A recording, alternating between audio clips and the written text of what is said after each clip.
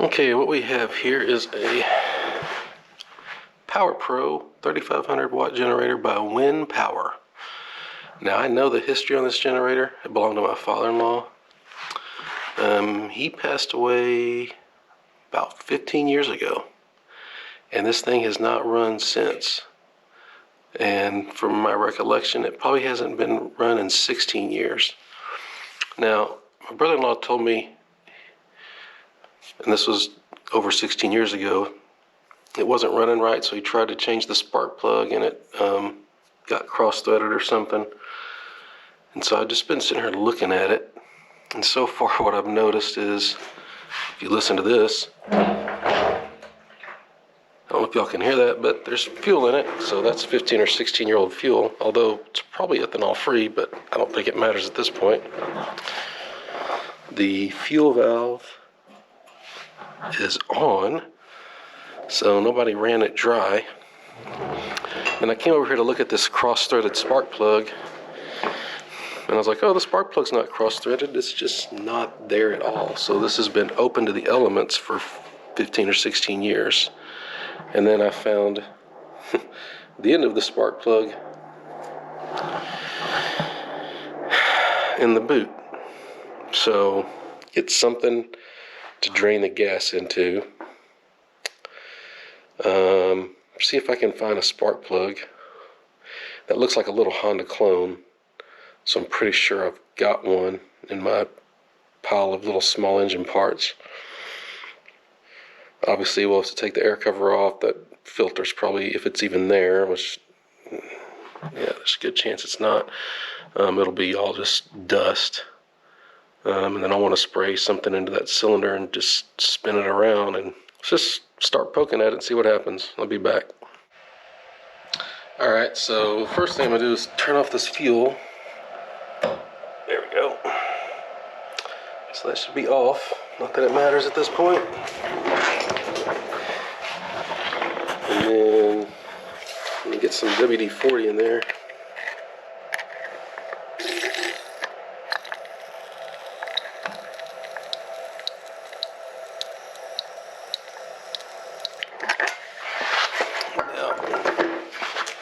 Pull it over if we can. Let's see.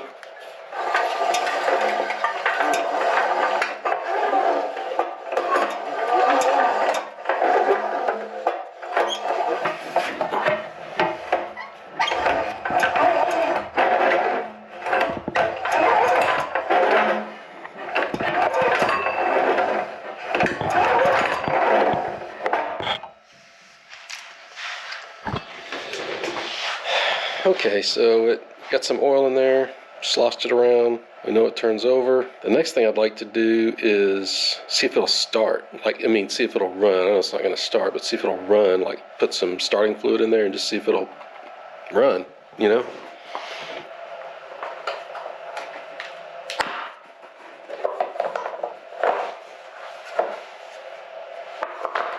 Is it dust? Wow, it's actually in this part.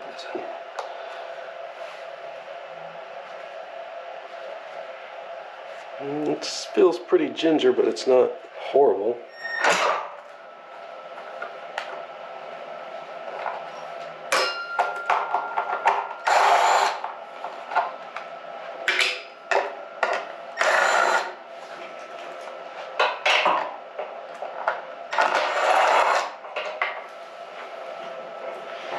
Now I think this should pop off. Yeah, there we go.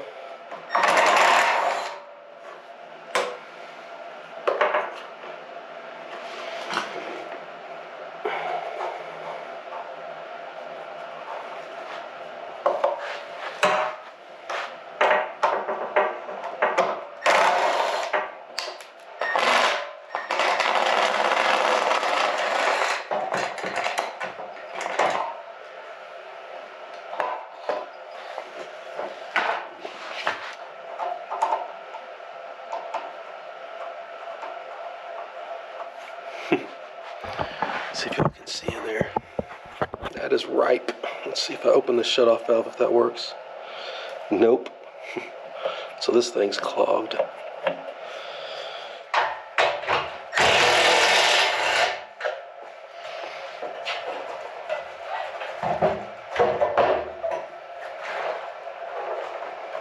Let's go set this over here for now.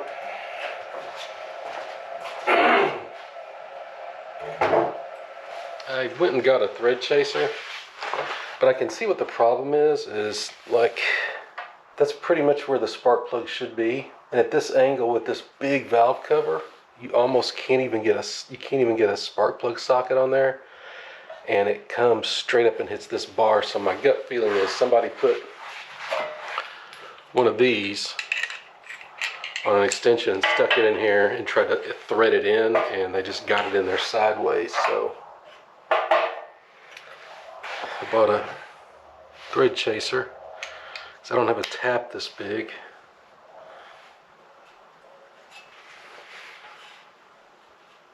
Okay, that's threaded in. Let's see.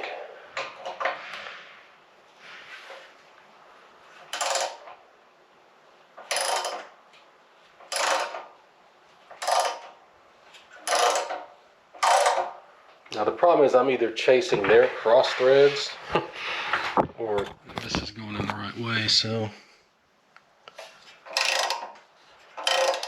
far it feels good. Yeah, this has got it.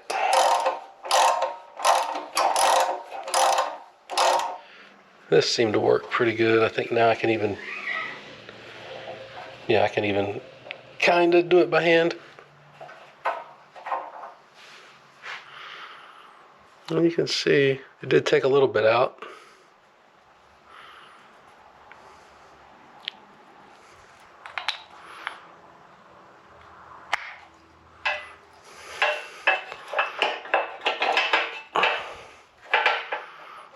See if we see a spark. I think I did. Yeah. Not very strong, but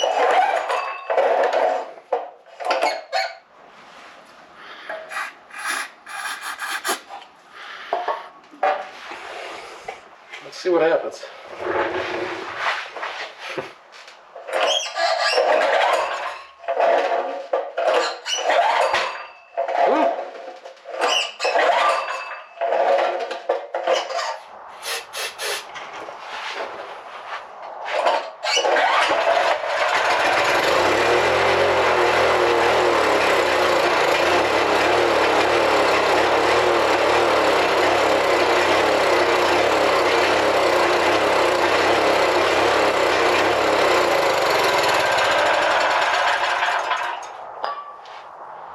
Yeah, no power.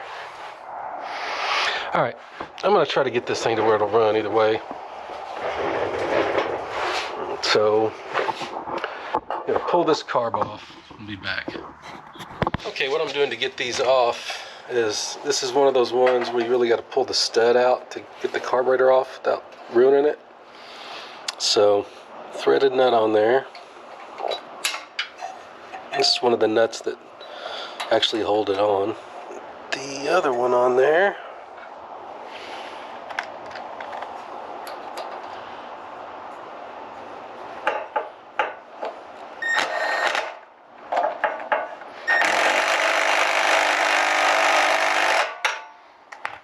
And now I should be able to use this nut to unscrew this. Hopefully. Come on.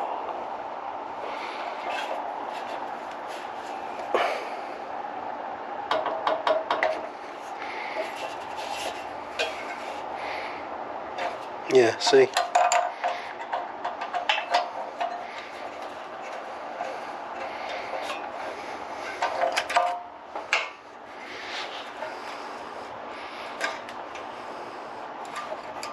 Let me get the carb off and find out.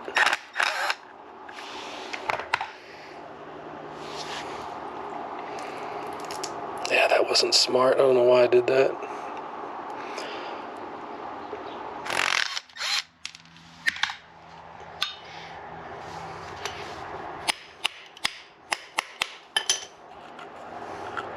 Oh man, it's like, whoa.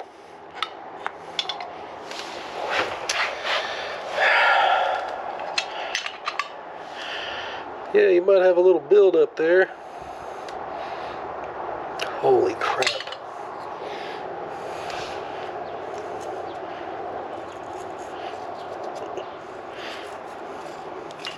I think that's all rust. So that tells me that the tank's probably nasty, but let me go find something to work in and we'll take this thing apart.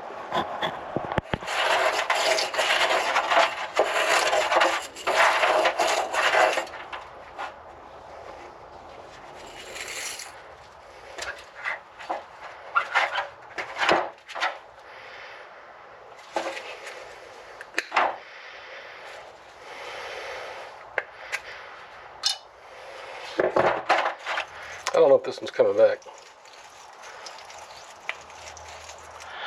I think what I'm going to do is go online and look, see what carburetor I need and order a carb for it. And we'll come back. See you then. Okay, I got a new carb in. So let me get this installed.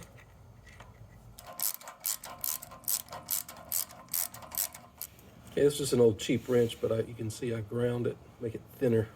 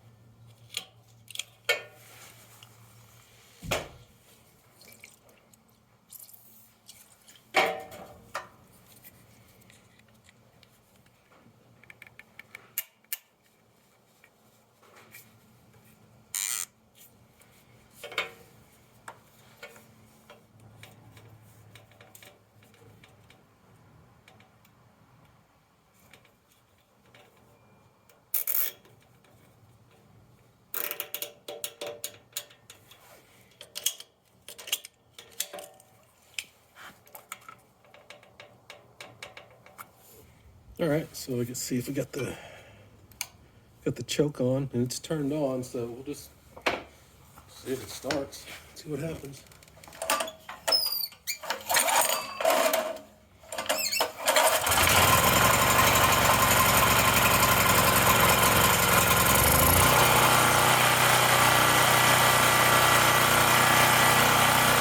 Yeah, let's look at the power. This is 300 volts.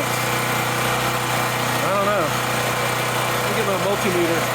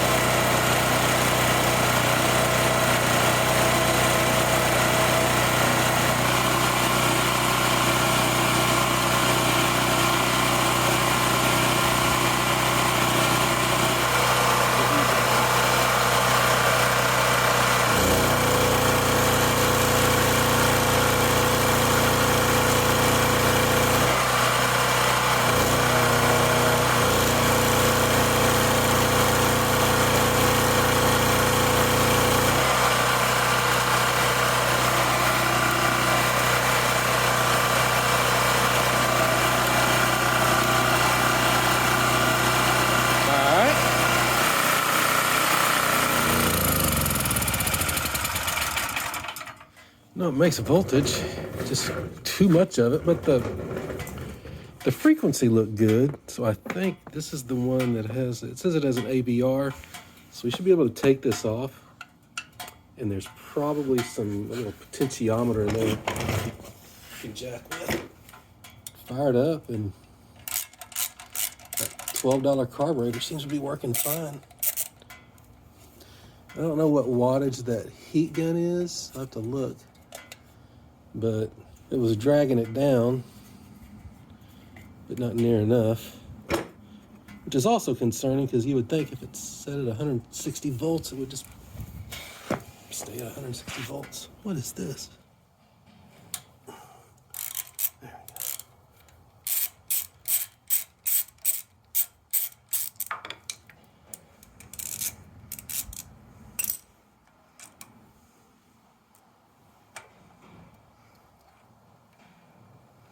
Yeah, here it is right there. So what I'm going to do is go quarter turn clockwise. Okay, so it was there. That is 1/4 turn clockwise.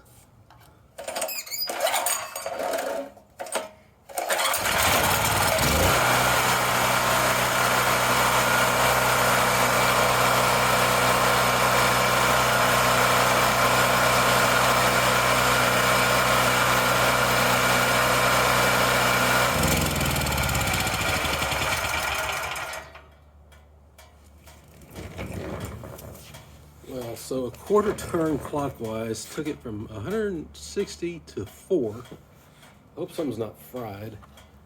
So what I'm going to do is, so quarter turn clockwise, it did not like that at all. So that's back where it was. We'll go down just a hair, just a smidge clockwise. We'll see if that brings it back up. If it does, then we know this thing's hypersensitive. And then we will just adjust it in minute little increments.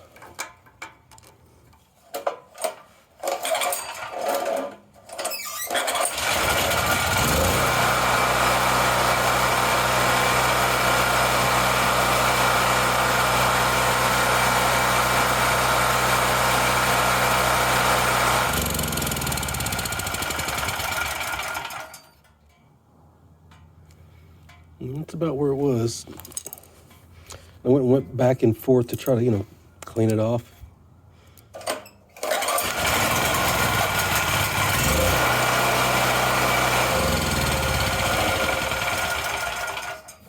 don't know what I'm going to do now. So when it started off, it had 160 volts, adjusted the AVR, and it went down to 4. And I've adjusted it back to where it was, and it's still staying at 4 or 5. So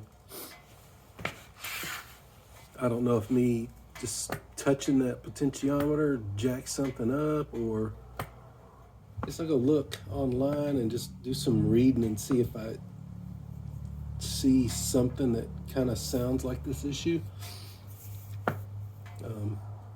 The motor sounds fine. I wouldn't mind spending the money on an AVR. I gotta go see how much one is too. This old generator, there might be like $5, there might be 75. Okay, I'm out here in the shed. You can see there's the backyard, and this is like long-term storage. There's the old Kubota deck, and it's been a couple weeks, and I'd kind of given up on this thing, but I keep thinking about it. It keeps nagging me. So what I'm going to do is do a little more troubleshooting. Yellow's on the right, blue's on the left. Which the blue's positive. So now let's see what the resistance is there. Because if we get something like 50, let's see what the resistance is here on the brushes. 50, yeah. So that's good. 49, 48, 49, there's nothing wrong with that.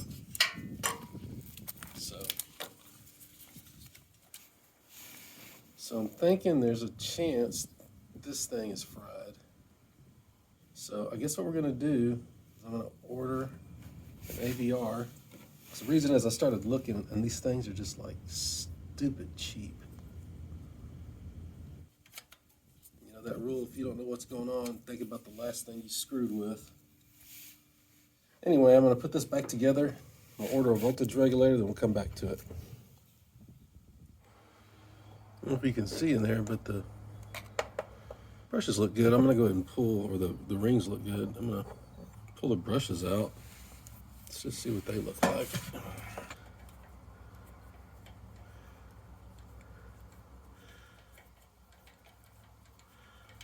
It's odd.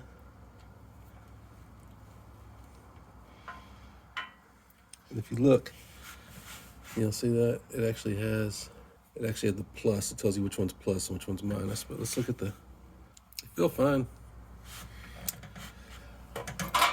Although it was missing one of these, so has somebody been in here jacking around?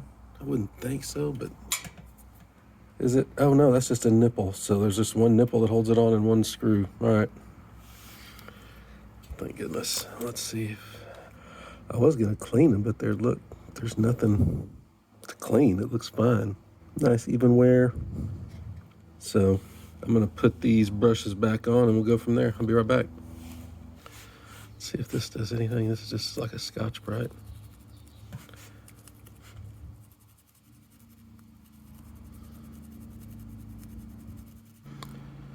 All right.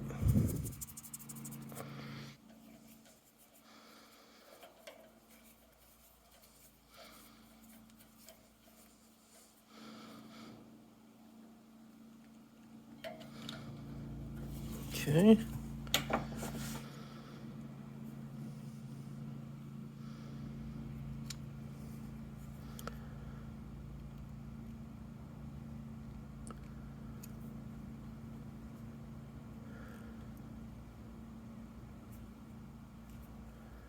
Just making sure these got a good grip.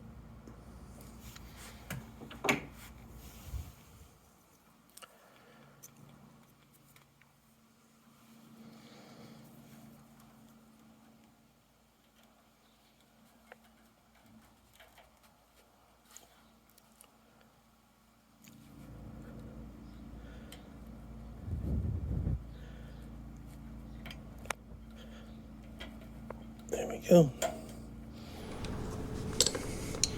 Keep it from going crazy.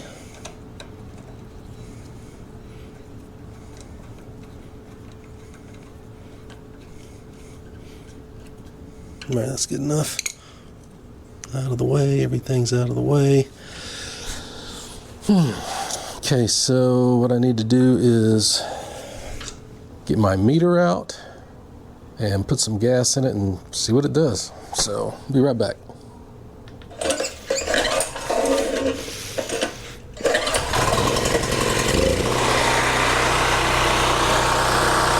Oh, 96 volts.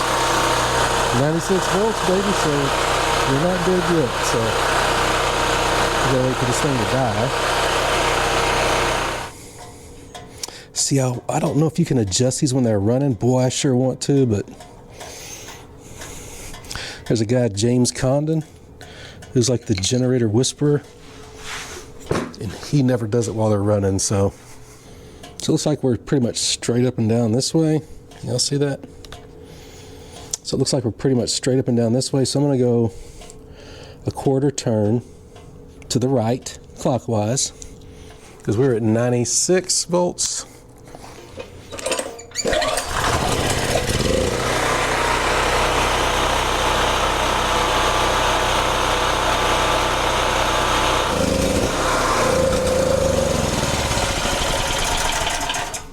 Okay. So there's a quarter, half, 1, 2 and a half. Let's see what 2 1/2 does.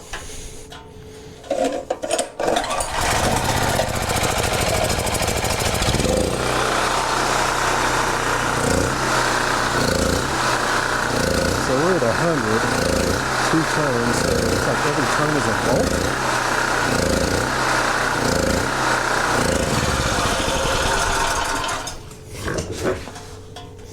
2, 3, 4, 5, 6. I don't know if this is linear or exponential, so I don't want to go 9 yet. But I'm very encouraged by the results so far.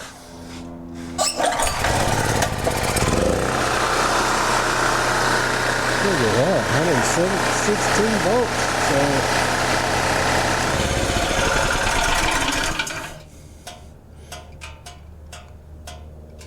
So. All right, that's 2 turns. Now, if we're in a 120 volt, 121 volt range, I'll get some stuff and put a load on it. Let's try to get it close to where we want it. 124, so I need to back it down a turn. Okay, I backed it off 3/4 of a turn. Let's see what that looks like. 122 volts.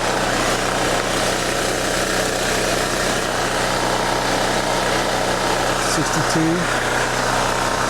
Let's see what happens when I turn the finger on.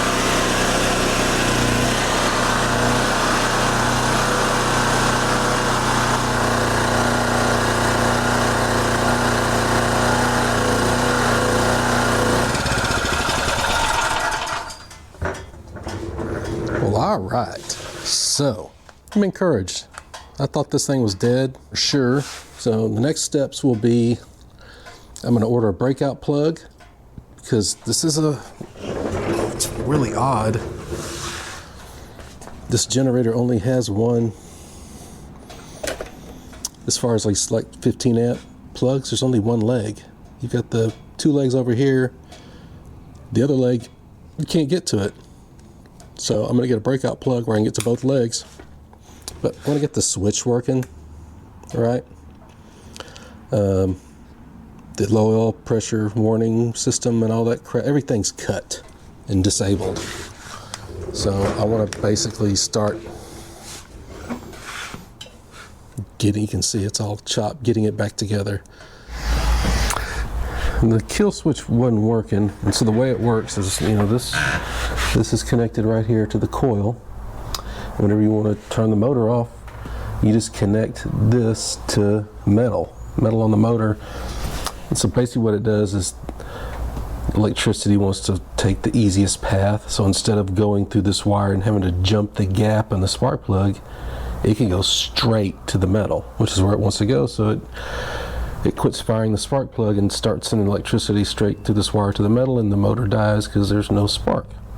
But that wasn't working, so first thing I'm going to check is to see if here and here is connected, because this is connected to the coil, and the assumption is this wire is good. But if this wire was good, the switch couldn't do anything, because it still couldn't connect the coil to ground, which is all we're trying to figure out. So got my multimeter set to continuity, I think, whatever, where it beeps. So let's see.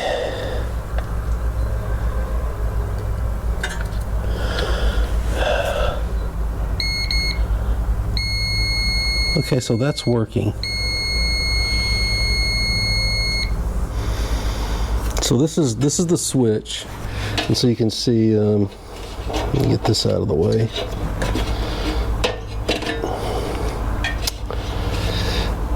This just goes straight to ground. So this switch is turned off right now, so that means if this wire was plugged in, it would be connecting this wire to ground. So I'm assuming this wire would plug in here. Let's see if that works. Nope. Okay, so I wonder if this wire is bad. Or, well, okay.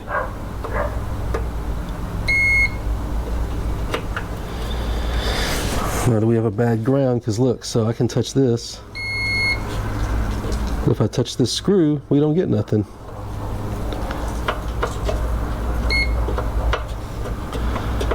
So is it a bad ground from right here? This is odd. Unless this has a bad connection. Let me connect this to the screw.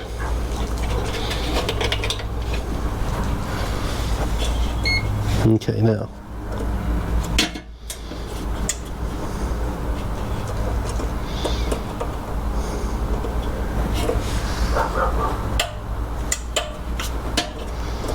But if we do come here, if I touch the screw,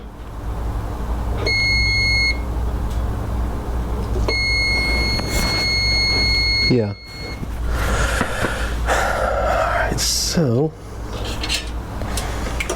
let's see if this wire's bad.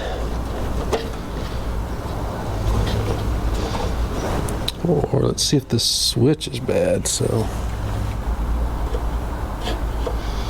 no connection. Flip the switch.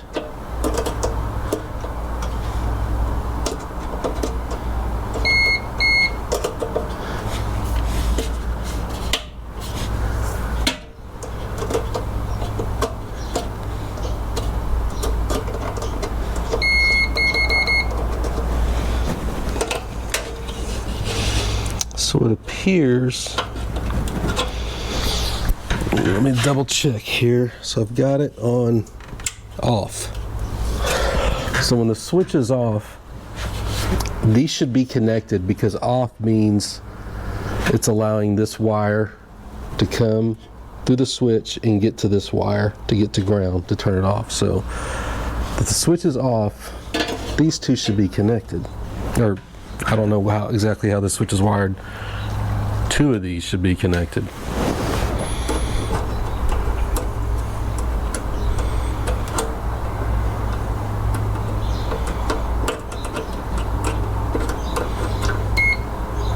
That's me hitting it.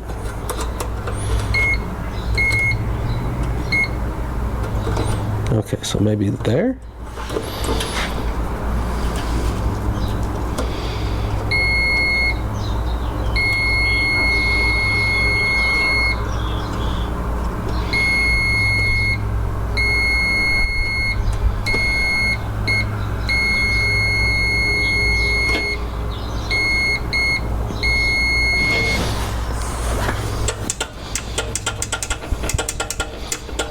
It's got a bad, maybe it's got a bad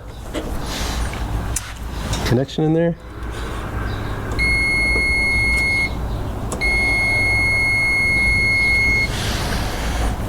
So now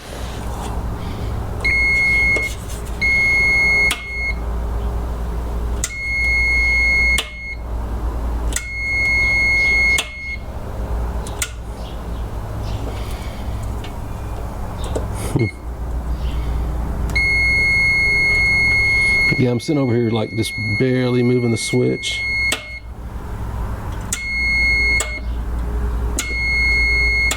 Alright, so got that established.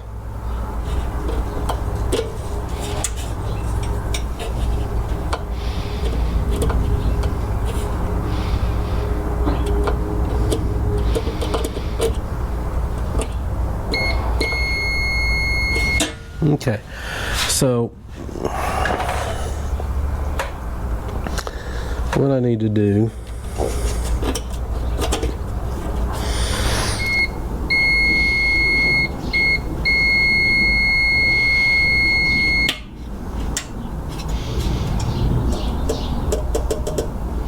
Alright, so I need to figure out, I need to try to get this switch off, because this is going to be a source of aggravation when you're using this. So, or maybe not yet. I mean, we got to adjust the switch, so we know that's something we need to do. The other thing, while we're over here digging around with wiring, this is the low oil pressure, or no, low oil fill thing. I've never understood how this works, because there's a wire coming out of the block that goes to this thing, which then in turn, it comes out of here, goes through this. I need to figure out how this works, so, but I don't know how it works. And I looked online, I found, you can find the parts for it, but I couldn't find an explanation of actually how it works. Let me look up, and then maybe I don't have to know how it works, maybe look and see if I can figure out how you're supposed to test it. Because that's what I want to know, so I'll be right back. All right. So off camera, I've been fiddling around trying to figure out the switch. And so the way it works is when it thinks there's no oil, No. And that's what I've simulated by jacking this thing up, making the oil run to the back. It will go to ground. So it's tilted back.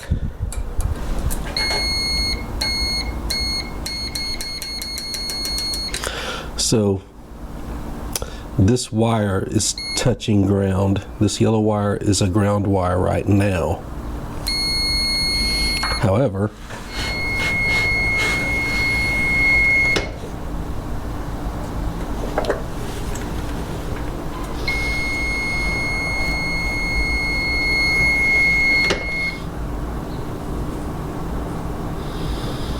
it's not grounded, so the engine will run. That will kill the engine.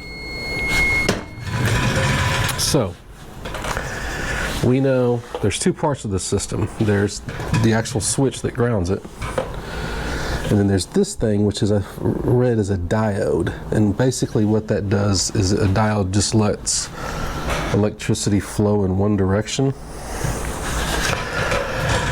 I'm not quite sure what the purpose of that is, except when you turn it off normally, what you're doing, you're connecting this wire to ground, and what that does is send all the voltage from that coil that would usually go through the spark plug, and instead it sends it through this wire and it goes to here.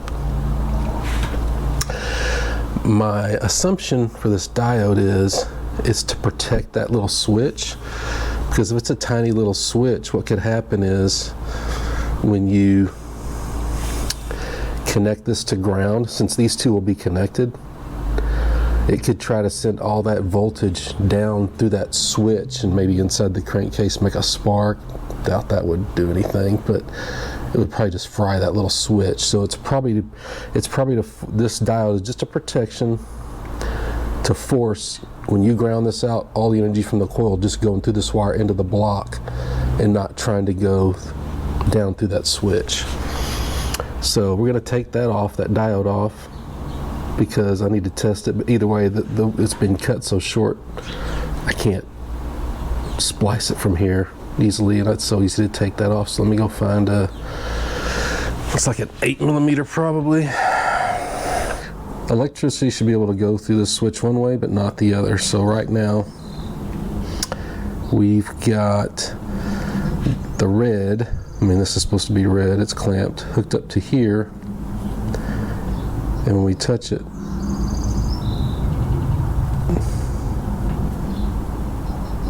we get nothing. Now, if we switch it,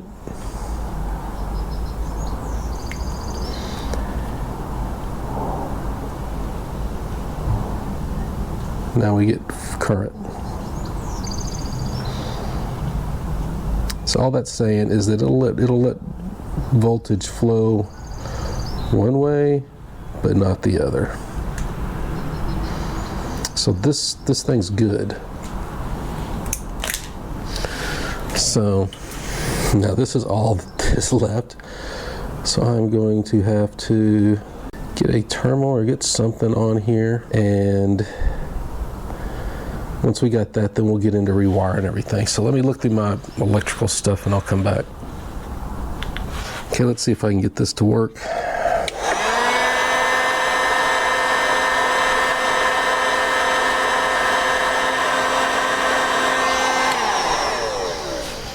I don't know if you can see that, but the solder melted in there. So we're gonna let this cool off. I had to trim it to make it fit, but it's like one of these connectors. So this is a solder ring, so you stick it in there. You can crimp this if you want, but you heat it up and this solder melts, and these little blue bands shrink really tight, and it's like glue. This whole thing is heat shrink tubing, so it all shrinks, but these little blue bands are like glue, and they really seal it so you get like a soldered, crimped, watertight connection. These things are really cool, but what I had to do for that, there was so much room I had to cut it off, just so because there's like a tiny piece of wire. So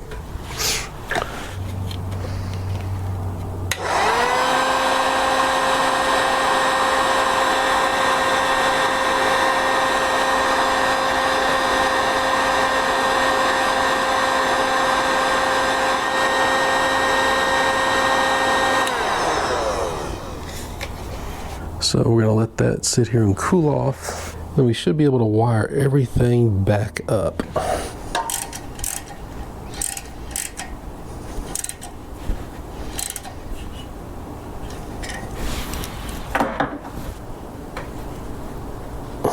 There we go.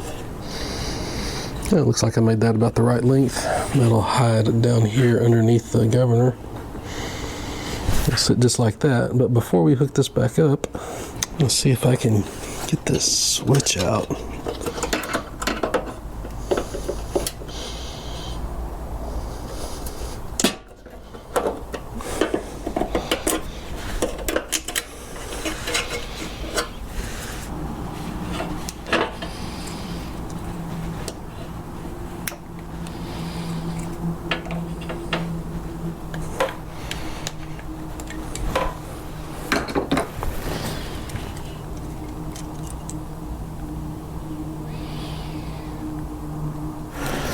So basically, all that happens, that switch does is push these down. Maybe those contacts are dirty. Yeah.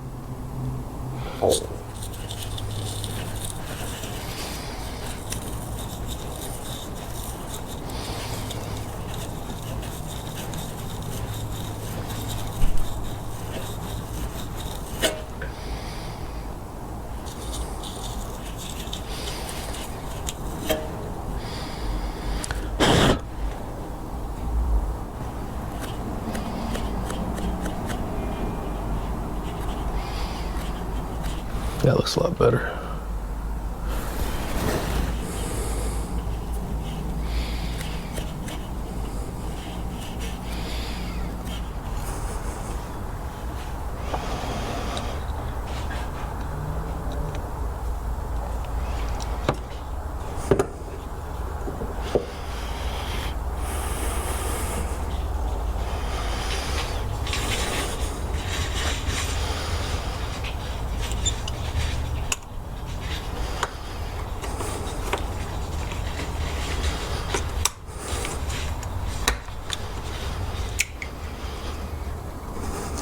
Huh. There we go.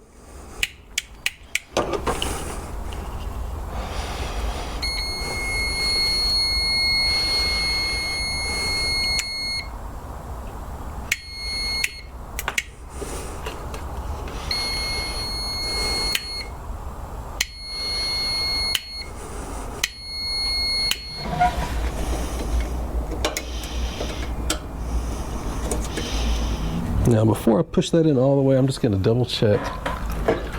Remember, this is somewhat counterintuitive because off is when the switch is connected. Because when the switch is connected, it's connecting the coil to ground, which makes the engine not run. So we should actually have a beep when it's off. All right. So that is off, so we'll push that in. There's our ground connection.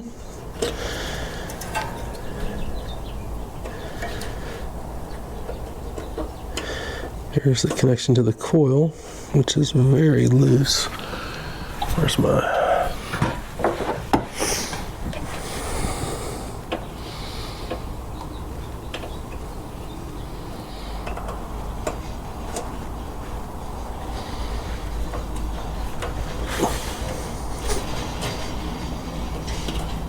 There. Got a zip tie here. And then I'm going to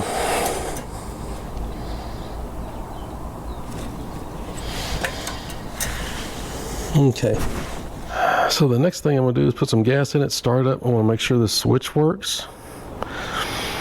You know, that's all good. And then we'll run it a little bit and change the freaking nasty oil that's in there. It's all right. It's earned its oil change, so.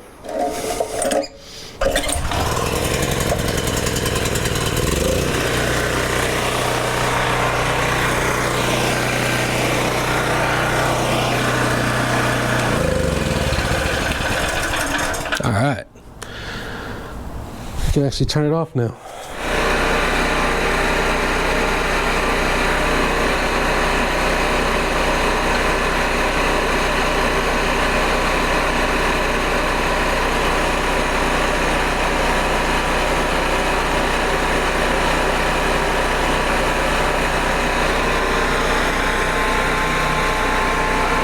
I don't see any oil on here, so my guess is it's probably never been changed before.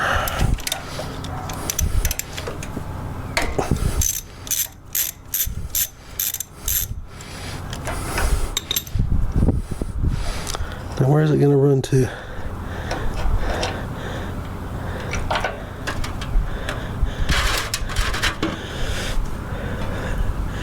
Yeah, that is pretty thin and black.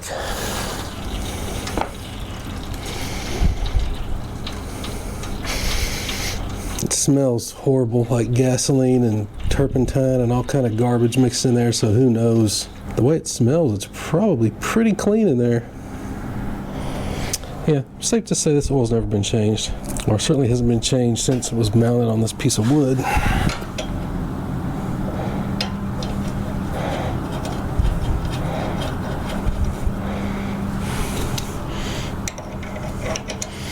And it smells nasty.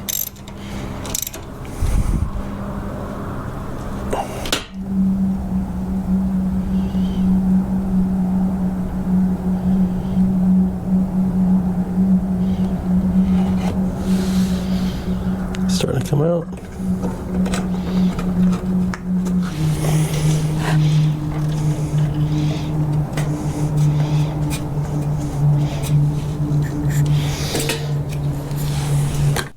What we're doing is we're going to figure out how many watts these different things pull. So I've got this fan, that heater, that heater, that heater, and that heat gun over there.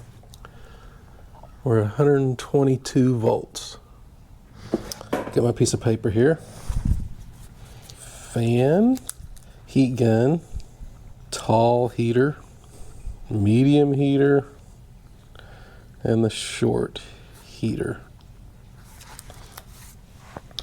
And then so what we're going to do is we're going to see how many amps each one of these draws, and then if you take the amps times the volts, that's watts. So let's put this on amps.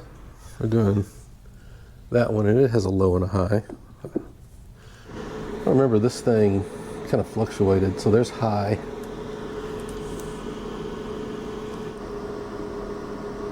We'll call it 12.6. Let's put on low. We'll call that 8.4.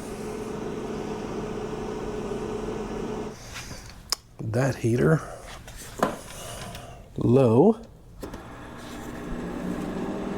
So we'll call that, looks like it's pretty stable already at 6.1. Got a high, say 11, and it has a low and a high, so I don't think it has a fan, no, just low and high. So let's see what low, we'll call that 6.3, high 11.3. This to me this is the same as the other thing. So the fan is probably an amp, and then each heat setting is 5 amps. Let's see what this actual, just this big red torpedo fan is, which is that, and it has a low and a high.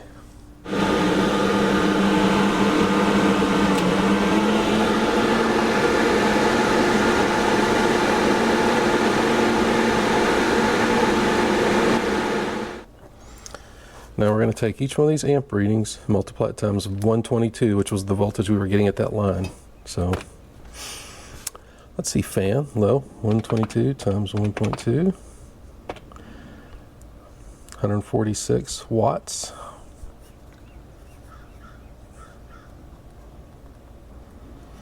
And then high,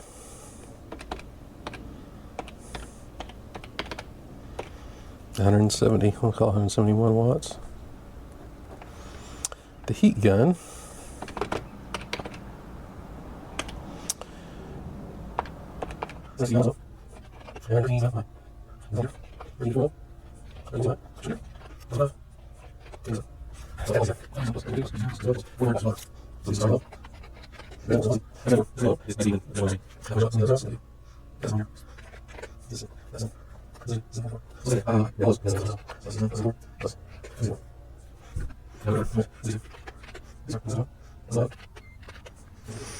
So what I'm going to do is I'm going to figure out how to get close to 3,500, what combination to get close to 3,500, and then at or a little bit above. I'll be right back. Okay, I got everything set up here. So now I'm going to fire it up and we'll slowly load it up and see what the voltage drop is.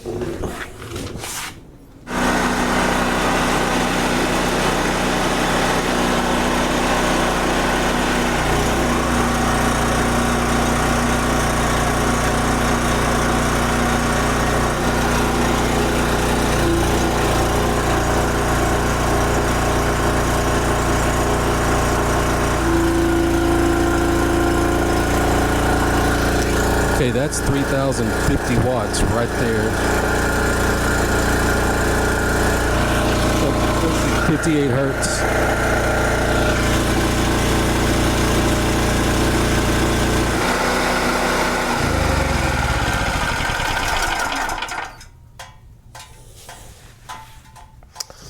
Okay, the voltage stayed kind of high. The hertz went down to 58, which is a little lower than I want, but I'd have to go look and see what an acceptable range for frequency is. So the voltage is a hair high. I need to turn that. I'm going to turn that down just a little bit.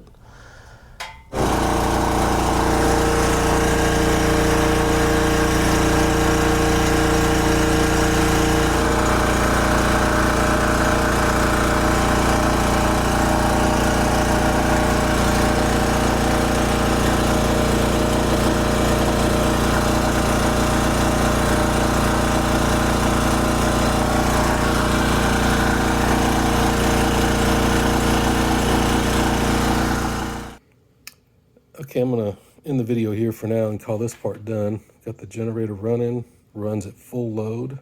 The voltage stays perfectly fine. The frequency is within the acceptable range between 58 and 62. I call it a win for something was basically left for dead.